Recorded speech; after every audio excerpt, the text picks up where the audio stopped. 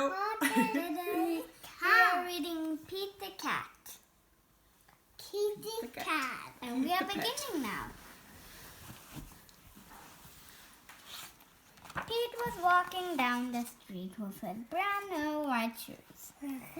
Pete loved his white shoes so much that he he sang sang this song. I love my white shoes, I love my white shoes, I love my white shoes, I love my white shoes. Oh no, Pete stepped in a large pile of strawberries. What color did it turn his shoes? Red. Red. Did Pete cry? You don't know, he kept walking along and kept singing his song. Everything is cool.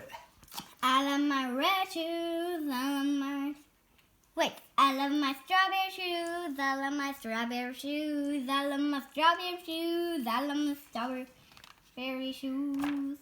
Oh no, Pete stepped in a large pile of Blueberries. What color did it turn his shoes?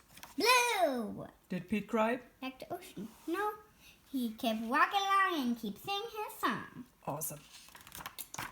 I love my water shoes, I love my water shoes, I love my water shoes, I love my water shoes. Not ocean shoes? Water shoes, okay. Oh no, Pete stepped in a large puddle of mud. What color did it turn his shoes? Brown! Did Pete cry? Goodness no, he could walk along and keep singing his song. Groovy. I love my coffee shoes, I love my coffee shoes, I love my coffee shoes, I love my coffee shoes.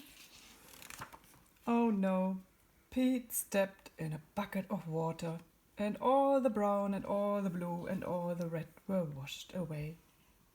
What color were his shoes again? White. But now they were wet.